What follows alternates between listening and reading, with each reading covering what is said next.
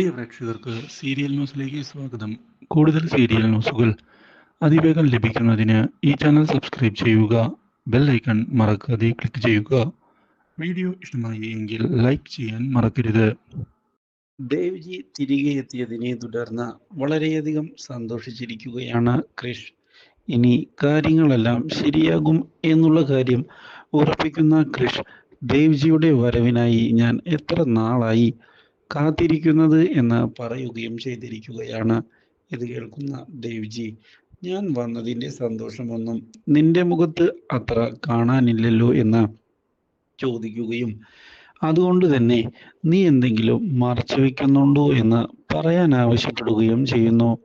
ഇതോടെ ഇല്ല ദേവ്ജി, ദേവ്ജി എന്താ അങ്ങനെ പറഞ്ഞത്? ദേവ്ജിയിൽ നിന്ന് ഞാൻ എന്തെങ്കിലും മറച്ചു വെക്കുമോ? ദേവ്ജിയെ എനിക്ക് അത്രയധികം ഇഷ്ടമല്ലേ എന്ന് ചോദിക്കുന്ന ക്രിഷ് അതുകൊണ്ട് തന്നെ ഇനി മാറ്റങ്ങൾ വരും എന്ന് ഉറപ്പിച്ച് പറയുകയാണ്. ഇത് കേൾക്കുന്ന ദേവ്ജി, ആ കുറച്ച് സത്യങ്ങളൊക്കെ എനിക്ക് തെളിയിക്കാനുണ്ട്. കഴിഞ്ഞ വട്ടം എനിക്ക് സാധിച്ചില്ലല്ലോ. പക്ഷേ സത്യം എന്നേക്കുമായി മൂടി വയ്ക്കാൻ ആർക്കും സാധ്യമല്ല. അത് മറനീക്കി ഇന്നല്ലെങ്കിൽ നാളെ പുറത്തു വരും എന്ന് തന്നെയാണ് ഞാൻ വിശ്വസിക്കുന്നത്. എൻ്റെ വിശ്വാസം തെറ്റാറില്ല കൃഷേ. ഇത് കേൾക്കുന്ന കൃഷ്, അത് ശരിയാണ് ദേവ്ജി, സത്യങ്ങൾ പുറത്തു വരണം എന്ന് തന്നെയാണ് ഞാനും ആഗ്രഹിക്കുന്നത്. അല്ലാതെ വെറുതെ എന്തിനാണ് സത്യങ്ങൾ ഇങ്ങനെ മറഞ്ഞിരിക്കുന്നത്? എല്ലാവരും അറിയട്ടെ. എനിക്കും ആ കാര്യത്തിൽ വളരെയധികം സന്തോഷം മാത്രമാണ് ഉള്ളത്. എനിക്ക് ആരോടും യാതൊരു ദേഷ്യവുമില്ല. അപ്പോഴാണ് അവിടേക്ക് മാനസ കയറി വരുന്നത്. ദേവ്ജിയെ കണ്ടതിനെ തുടർന്ന് മാനസ ആകെ ഞെട്ടിപ്പോയിരിക്കുകയാണ്. മാത്രവുമല്ല, ദേവ്ജിയുമായുള്ള ശത്രുത മനസ്സിൽ കൊണ്ടു നടക്കുന്ന മാനസ, ദേവ്ജി എന്തിനാണ് തിരികെ വന്നിരിക്കുന്നത് എന്ന മനസ്സിൽ ആലോചിക്കുകയും ചെയ്യുന്നു. പക്ഷേ ഈ കാര്യം പ്രകടിപ്പിക്കാൻ സാധിക്കാത്ത മാനസ, ദേവ്ജി വന്നതിൽ സന്തോഷമുണ്ട് എന്നുള്ള കാര്യം കൃഷിന്റെ മുന്നിൽ വെച്ച് പറഞ്ഞിരിക്കുകയാണ്. ഇത് കേൾക്കുന്ന ദേവ്ജി, ആ അതെനിക്ക് മനസ്സിലായി എന്ന് അറിയിക്കുകയും എന്തായാലും ഞാൻ ഇനി കുറച്ചുനാൾ കൂടി ഇവിടെ തന്നെ കാണും എന്ന് പറയുകയും ചെയ്യുന്നു.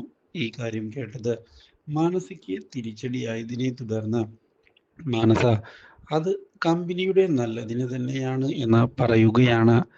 ദേവ്ജി ഉള്ളത് എനിക്കും വളരെയധികം സന്തോഷം നൽകുന്ന കാര്യമാണ് എന്ന് അറിയിക്കുകയും ചെയ്യുന്ന മാനസ ഇതേ തുടർന്ന് അവിടെ നിന്ന് പോകുന്നു.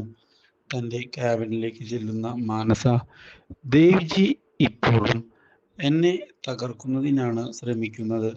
ആ കാര്യം എനിക്ക് ഉറപ്പ് തന്നെയാണ്. പക്ഷേ കൃഷിനെ സ്വന്തമാക്കാതെ ഞാൻ അടങ്ങുകയില്ല.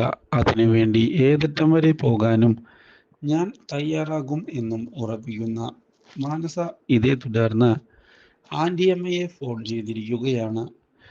അപ്രതീക്ഷിതമായ മാനസയുടെ ഫോൺ കോൾ വന്നതിനെ തുടർന്ന് ആൻറ്റിയമ്മ ഫോൺ എടുക്കുകയും, എന്താണ് മാനസ ഇപ്പോൾ ഇങ്ങനെ വിളിക്കാൻ കാരണം? ആൻറ്റിയമ്മ അറിഞ്ഞിട്ടാണോ ഈ ഓഫീസിൽ ഇതൊക്കെ നടക്കുന്നത്? നീ എന്താണ് മോളെ പറയുന്നത്? എനിക്കൊന്നും മനസ്സിലാകുന്നില്ല. ദേവ്ജി വീണ്ടും തിരികെ ഓഫീസിലേക്ക് എത്തിയിരിക്കുന്നു. കൃഷ് അയാളുടെ വരവിനെ തുടർന്ന് വളരെയധികം സന്തോഷിച്ചിരിക്കുകയാണ്. ഇത് കേൾക്കുന്ന ആൻറ്റിയമ്മ, ദേവ്ജി വന്നത് നല്ല കാര്യമല്ലേ?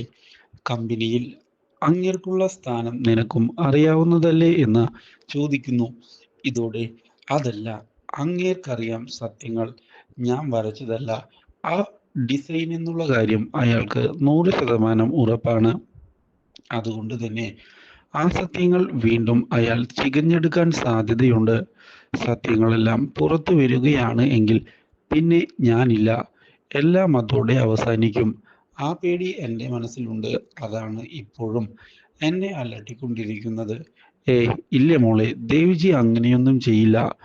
അന്ന് എന്തൊക്കെയോ കാണിച്ചു എന്ന് കരുതി ഇപ്പോൾ ദേവ്ജിക്കും വിശ്വാസമായിരിക്കും നീ തന്നെയായിരുന്നു ആ ഡിസൈൻ ചെയ്തത് എന്ന്.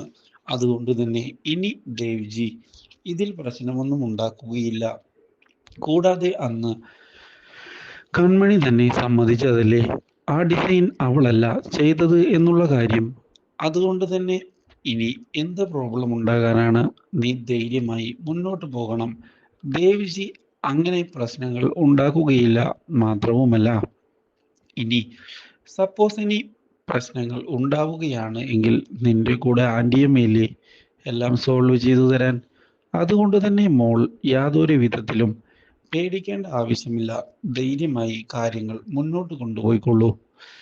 എന്നാൽ ഇതിനിടയിൽ സാഗർ ഓഫീസിലേക്ക് വന്നതിനെ തുടർന്ന് കൃഷ് ദേവ്ജി വന്നതിൻ്റെ സന്തോഷം പറയുകയാണ്. ദേവ്ജിയുടെ ഈ വരവ് എന്നെ വളരെയധികം സന്തോഷിപ്പിച്ചിട്ടുണ്ട് എന്ന് പറയുന്ന കൃഷ്, ഇപ്പോഴാണ് എനിക്കും കാര്യങ്ങൾ ചെയ്യുന്നതിൽ കൂടുതൽ ആക്റ്റീവ് ആവാൻ സാധിച്ചത് എന്ന് പറയുകയും ചെയ്യുന്നു. ഇത് കേൾക്കുന്ന ദേവ്ജി, അല്ല സാഗർ, മറ്റേ പെൺകുട്ടി എവിടെ? ഇത് കേൾക്കുന്ന സാഗർ, ഏത് പെൺകുട്ടിയെ കുറിച്ചാണ് ദേവ്ജി പറഞ്ഞത്? മാനസയെ കുറിച്ചാണോ?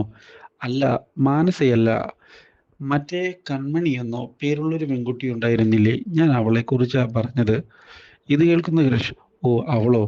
അവളിപ്പോൾ ഈ ഓഫീസിലല്ല, മറിച്ച് വീടിൻ്റെ അവിടെയുള്ള ഓഫീസിലാണ് ജോലി ചെയ്യുന്നത്. ഇത് കേൾക്കുന്നത് ഞെട്ടിച്ചതിനെ തുടർന്ന്, ആണോ? എനിക്ക് അവളെയൊന്ന് കാണണമായിരുന്നു. കുറച്ച് കാര്യങ്ങൾ അവളോട് സംസാരിക്കാനുണ്ട്. ആ കാര്യങ്ങൾ സംസാരിച്ചു കഴിഞ്ഞാൽ പിന്നെ മറ്റു പ്രശ്നങ്ങൾ ഒന്നും തന്നെയില്ല. എന്തായാലും എനിക്ക് അവളെ കാണാൻ ഒരു തവണ അവിടേക്ക് പോകേണ്ടതായുണ്ട് എന്ന് അറിയിക്കുകയും ചെയ്യുന്നു. ഇതോടെ സാഗർ, എന്തായാലും ഞാൻ ബാക്കി കാര്യങ്ങൾ കമ്പനിയിലെ നോക്കട്ടെ എന്ന് പറഞ്ഞ് പോവുകയാണ്. ഇതോടെ മാനസ ഈ കാര്യങ്ങൾ അറിയാൻ ഇടയാകുന്നു. തന്നെ തകർക്കുന്നതിന് വേണ്ടി തന്നെയാണ് ഇപ്പോഴും ദേവ്ജി ശ്രമിക്കുന്നത് എന്നുള്ള കാര്യം ഇതേ തുടർന്ന് മനസ്സിലാക്കുകയാണ് മാനസ. അതുകൊണ്ട് തന്നെ ദേവ്ജിയെ ഒതുക്കാതെ തനിക്കിനി കാര്യങ്ങൾ മുന്നോട്ട് കൊണ്ടുപോകാൻ സാധിക്കുകയില്ല എന്ന് മാനസ ഉറപ്പിക്കുകയും ചെയ്യുന്നു. ഇനി മാനസയുടെ പ്രതികാരമാണ്. Do like, share and subscribe.